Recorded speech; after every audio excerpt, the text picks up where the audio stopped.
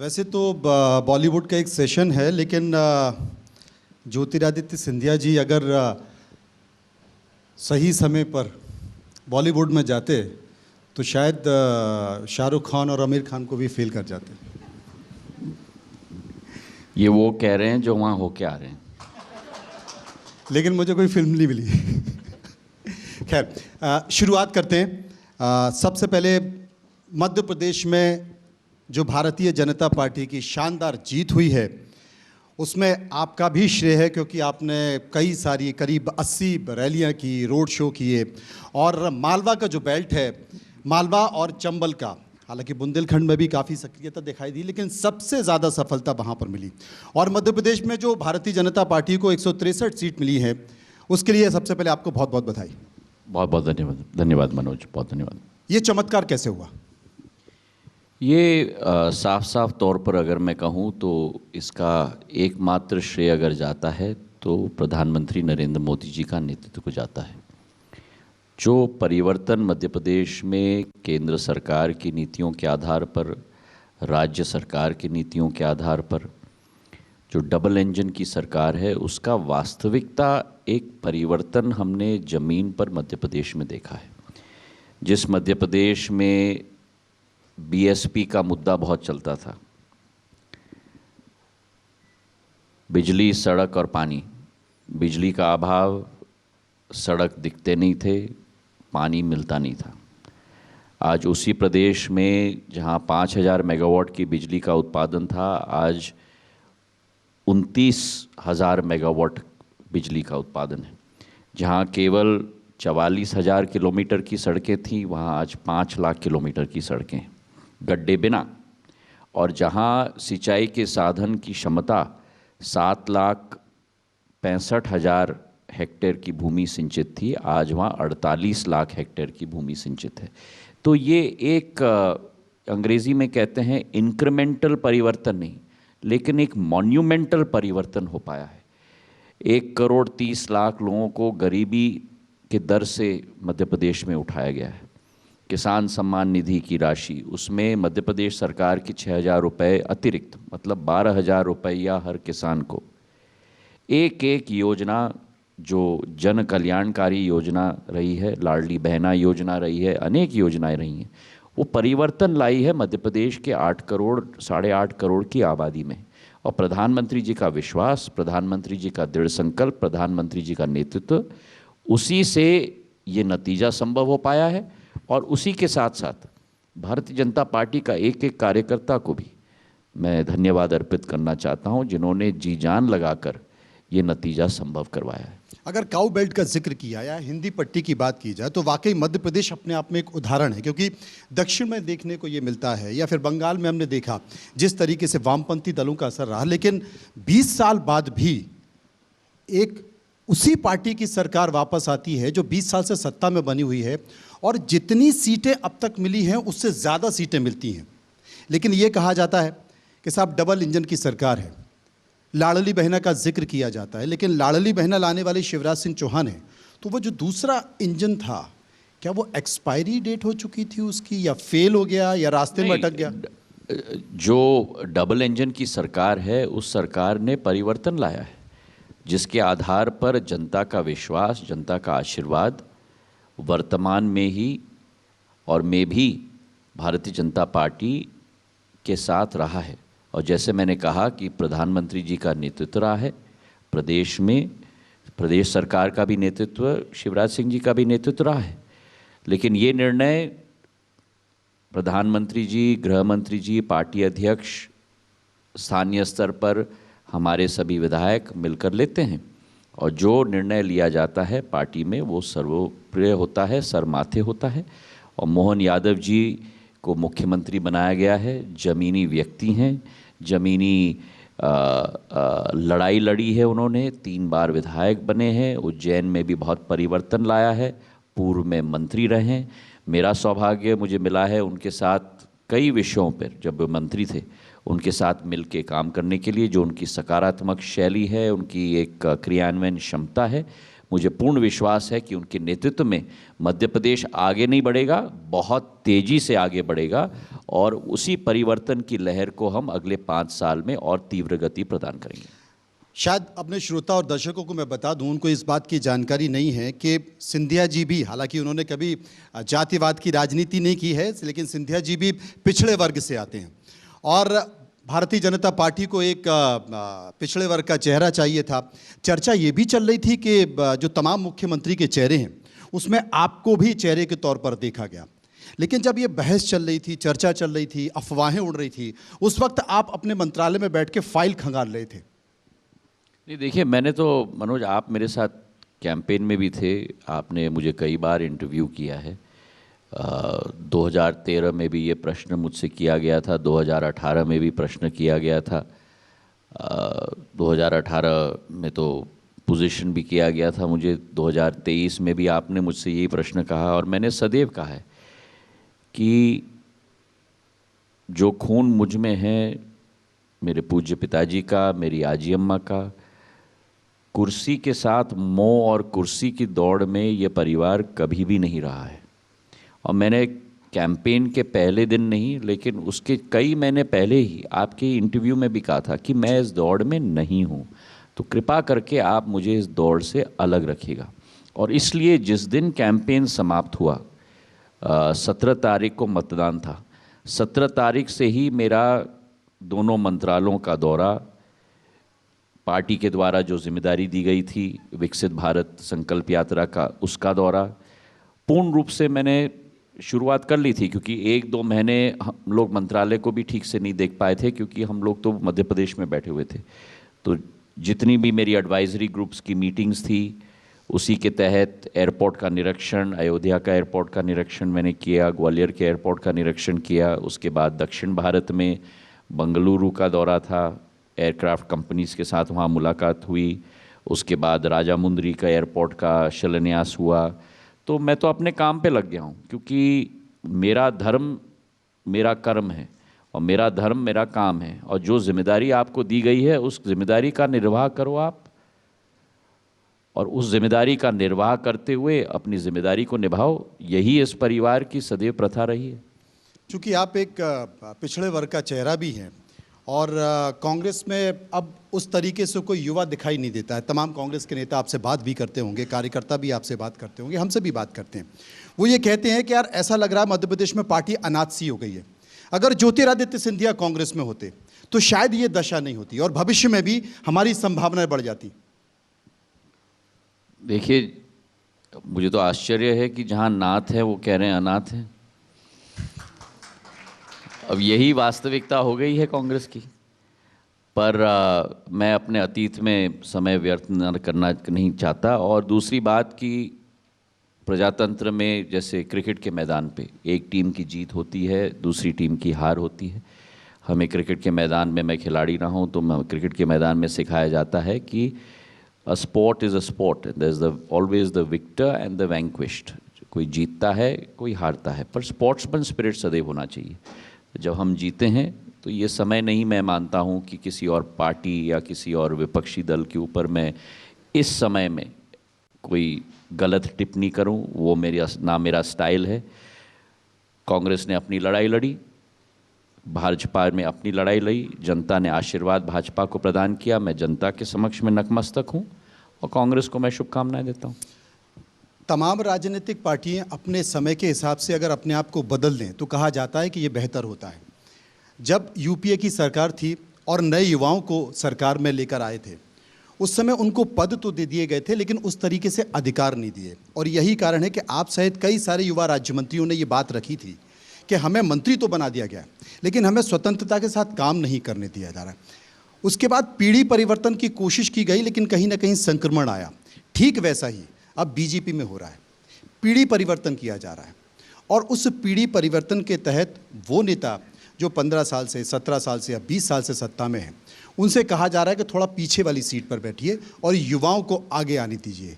इस पीढ़ी परिवर्तन को कैसे मानते हैं आप, उस समय कांग्रेस में भी और अभी बीजेपी में? नहीं, मैं तो इतना ही कहूँगा कि ये तो विधि का विधान है। आप राजनीतिक दलों की क्यों बात कर रहे हैं? आपके इंडिया न्यूज़ की चैनल की आप बात करिए, बाकी टीवी चैनल्स की बात करिए, कॉर्पोरेट सेक्टर की बात करिए, सोशल सेक्टर की बात करिए। परिवर्तन एक, मैं मानता हूं कि एक्सेप्शनल बात नहीं होनी चाहिए, लेकिन मैंडेटरी बात होनी चाहिए। और जिस संस्था में परिवर्तन नहीं होता, उस संस्था का हाल आप देख रहे हो देश के अंदर। हमारे आपका देश इशारा में, कांग्रेस की तरफ है। हमारे देश में नहीं, मैं केवल कांग्रेस की बात नहीं कर रहा हूँ, मैं केवल राजनीतिक दलों की बात नहीं कर रहा हूँ, मैं पूरे लैंडस्केप की बात कर रहा हूँ। चाहे कांग्रेस की आप बात करो, बिल्कुल सही कह रहे हो आप, कांग्रेस की आप बात करो, कॉर्पोरेट सेक्टर में आप देखो, जिन कंपनियों की एक लाइन में चलती थी 25-30 साल पहले, आज उनका नामो निशान नहीं है। तो परिवर्तन एक मैंडेटरी बात होती है, और इसलिए पूर्ण नई ऊर्जा, नई नेतृत्व, नई लीडरशिप पैदा करना, ये किसी भी संस्था, चाहे चौथा स्तंभ हो प्रजातंत्र का, या राजनीतिक दल हो, या कॉर्पोरेट सेक्टर हो, कहीं भी change is something that is mandatory in the world. परिवर्तन होने ही चाहिए। लेकिन मध्य प्रदेश में शिवराज सिंह चौहान को संकेत दिया जा रहा है कि आप मध्य प्रदेश युवाओं के भरोसे छोड़िए, आप दिल्ली आइए। वो कहते हैं साहब मर जाऊंगा, मध्य प्रदेश नहीं छोड़ूंगा। मैं इस पे मैं कोई टिप्पणी नहीं करूंगा, क्योंकि शिवराज सिंह जी ने 18 वर्ष मध्य प्रदेश के विकास और प्रगति के लिए जी जान लगाया है, बहुत मेहनत की है, और अंत में वो भारतीय जनता पार्टी के एक कार्यकर्ता के रूप में उन्होंने अपना योगदान दिया है, और उन्होंने स्पष्ट कहा है कि जो पार्टी कहेगी उसके लिए मैं तैयार हूँ। और मेरे मुलाकात में भी स्पष्ट रूप से उन्होंने वही कहा है। हमारे पार्टी में डिसिप्लिन, पार्टी की सोच और विचारधारा आपको संगठन में इस्तेमाल करना है, आपका सरकार में इस्तेमाल करना है, आपको कार्यकर्ता के रूप में इस्तेमाल करना है। जो हमारी पार्टी कहती है उससे पूर्ण रूप से धर्म को की तरह मानते हुए क्रियान्वयन करना, ये हमारी जिम्मेदारी बनती है। सिंधिया परिवार का इतिहास रहा है कि धार्मिक स्थलों को लेकर उन्होंने बहुत काम किया है। आप भी इसी कड़ी में आगे बढ़ रहे हैं। हमने देखा कि आप अयोध्या गए, वहाँ पर एयरपोर्ट के लिए किस तरीके से आपने प्रयास किया।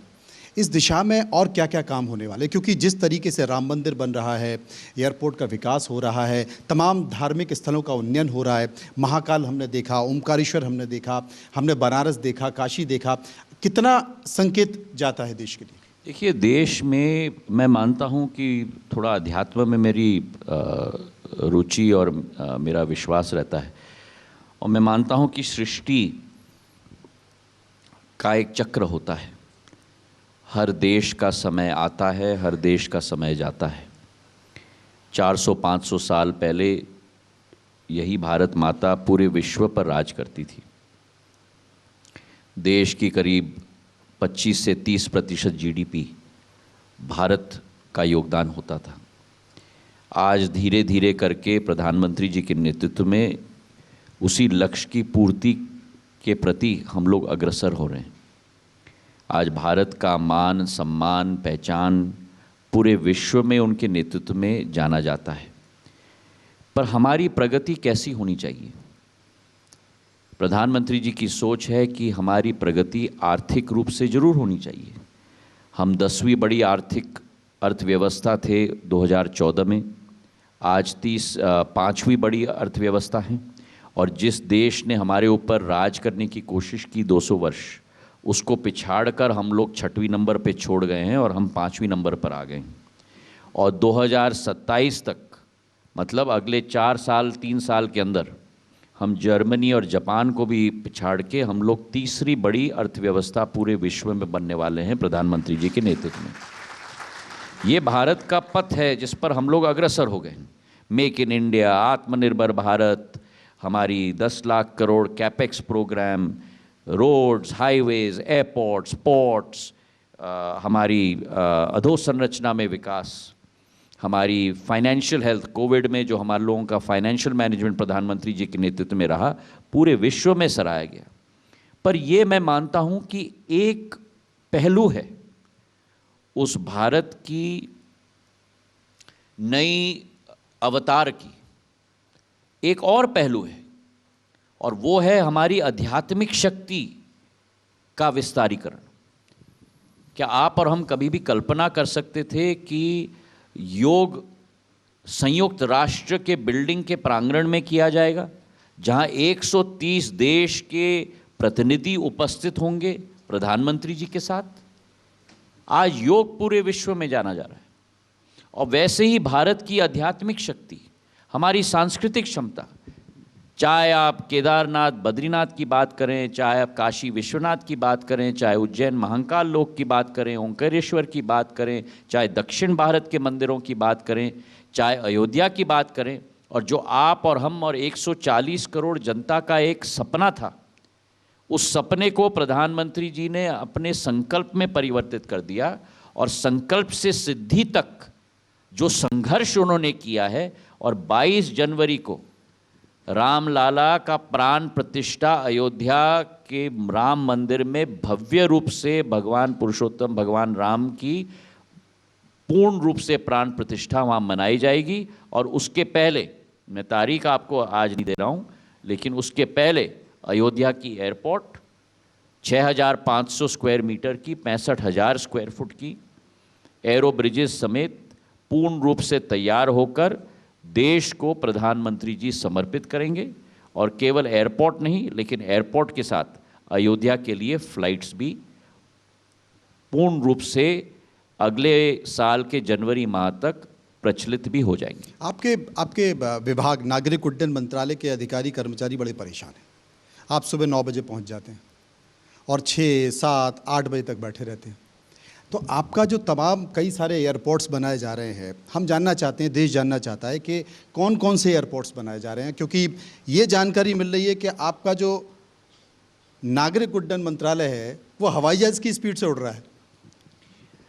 प्रधानमंत्री जी के नेतृत्व में ये संभव हो पा रहा है, जो हवाई जहाज से नागर विमानन मंत्रालय उड़ रहा है।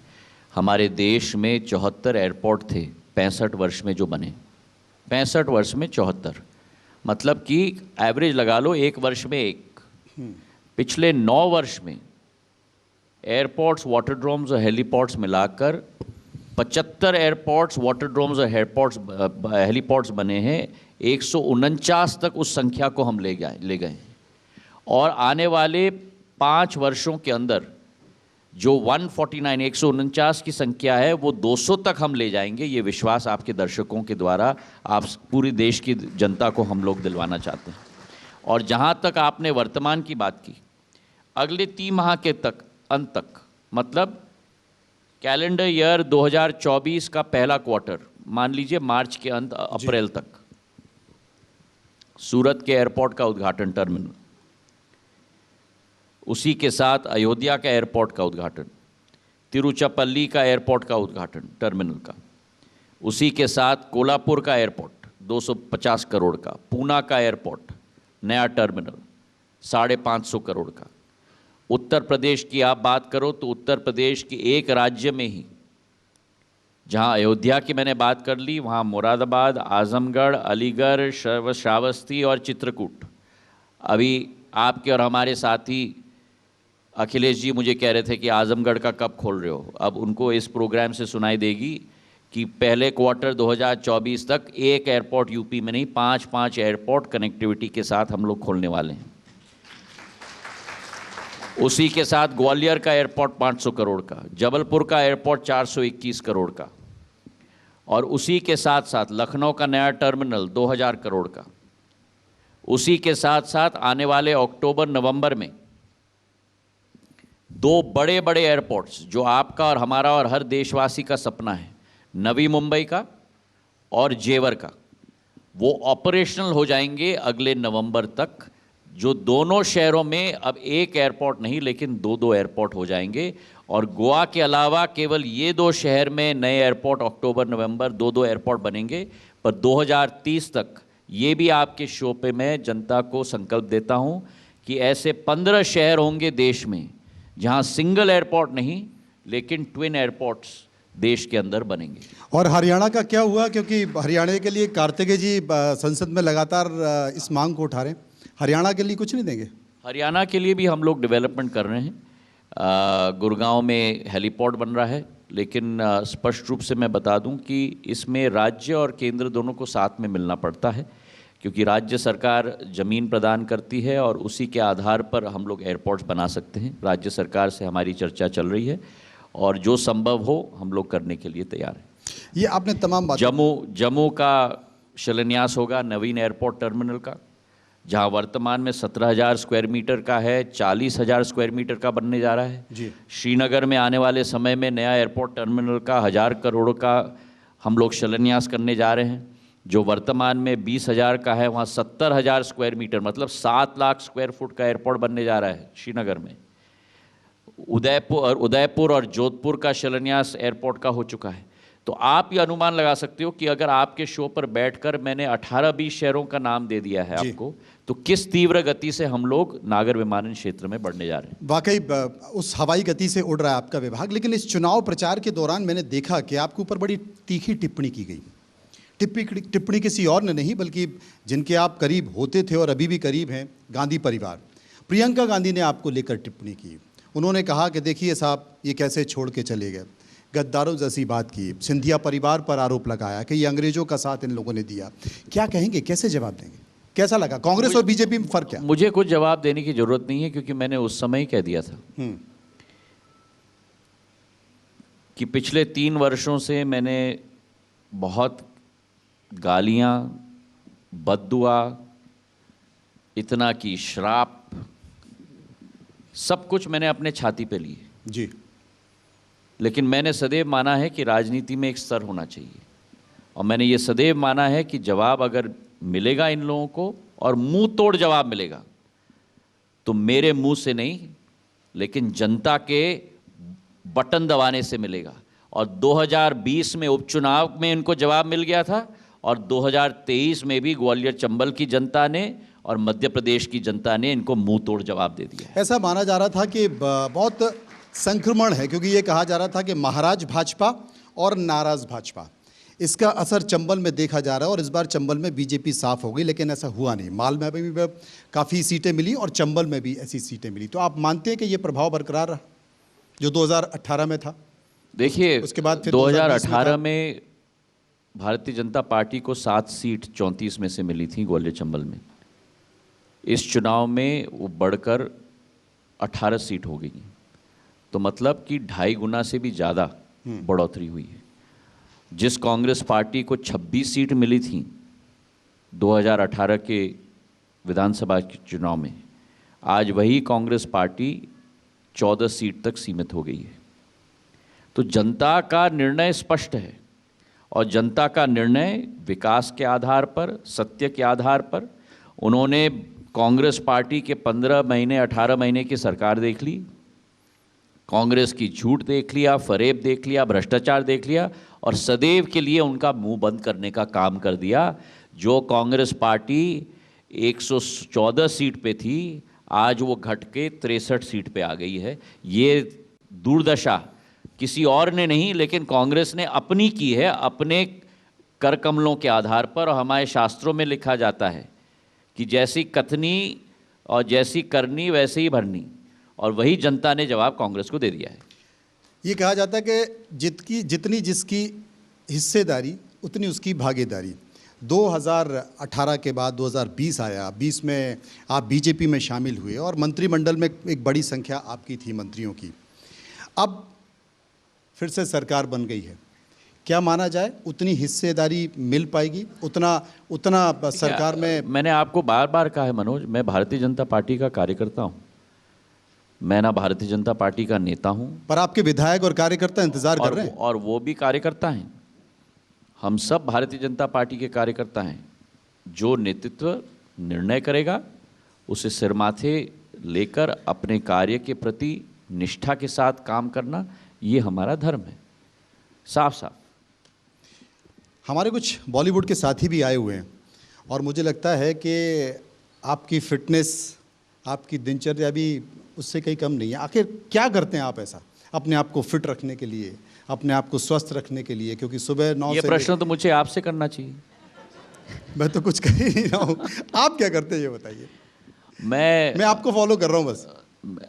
मैं ज़्यादा कुछ नहीं करता। मैं खाली ये देखता हूँ कि हमारे ज़िंदगी में हम लोग फिटनेस और एक्सरसाइज पे बहुत ध्यान देते हैं, लेकिन खान पान पे हम लोग कम ध्यान देते हैं। और फिटनेस और हेल्थ, स्वास्थ्य का रहस्य अगर है तो वो है नियंत्रण खान पान पे। एक्सरसाइज 20% सफलता देती है और खान पान पे नियंत्रण 80 से 90% रहस्य देती है। तो इस पर ध्यान रखना बहुत ज़रूरी है, खास करके इसलिए भी क्योंकि हमारे देश में CVD, कार्डियोवैस्कुलर डिजीज़ की क्षमता, शुगर की क्षमता बहुत है। तो हमारे खान पान पे जब हम लोग नौजवान होते हैं तो सब कुछ चल जाता है, सिस्टम में सब कुछ चल जाता है, पर थोड़ा खान पान पे थोड़ा ध्यान रखना चाहिए और पौष्टिक हो लेकिन थोड़ी सादगी भी हो, ये भी इस पर ध्यान देना चाहिए। एक्सरसाइज हर रोज़ करते हैं? जब जब मैं कर पाता हूँ, पर ज़रूरी है क्योंकि फिज़िकल फिटनेस के आधार पर मेंटल फिटनेस भी होता है और मेंटल फिटनेस के साथ साथ काम करने में, लंबे घंटे काम करने में भी एक अवसर प्रदान करता है। पर इसमें ये भी ज़रूरी है मनोज कि आपके शरीर को अपना रेस्ट टाइम भी ज़रूरी है। और एक कॉन्सेप्ट है स्वास्थ्य में सर्केडियन क्लॉक का, जो दिनचर्या को 3 भाग में काटता है, 8 घंटे, 8 घंटे और 8 घंटे। और हम भूल जाते हैं कि हम सोचते हैं कि हम सो गए उठ गए तो मतलब पूरा सिस्टम फिट। आपके हर ऑर्गन को 8 घंटे चाहिए काम करने के लिए, 8 घंटे चाहिए रेस्ट करने के लिए और 8 घंटे चाहिए रिपेयर करने के लिए, क्योंकि सेल्स को भी अपने आप रिपेयर होना पड़ता है। तो अगर पूरे दिन आप खाते रहोगे तो आपके ऑर्गन को कभी टाइम नहीं मिलता अपने 16 घंटे का काम करने के लिए।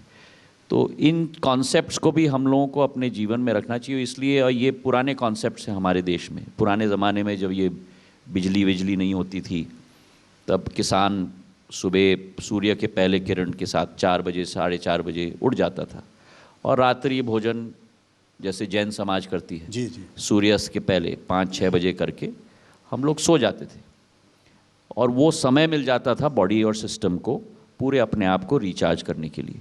आधुनिक युग में प्रोडक्टिविटी भी ये डब्बे वब्बे के साथ, कंप्यूटर के साथ बहुत बढ़ चुकी है, पर उस प्रोडक्टिविटी के साथ डिजीज़ भी बहुत बढ़ चुकी है। तो कहीं ना कहीं हमें अपने जीवन में भी वो संतुलन लाना चाहिए और सब लोग इसका अनुसरण भी करेंगे। एक अंतिम सवाल देश के प्रधानमंत्री नरेंद्र मोदी के लिए।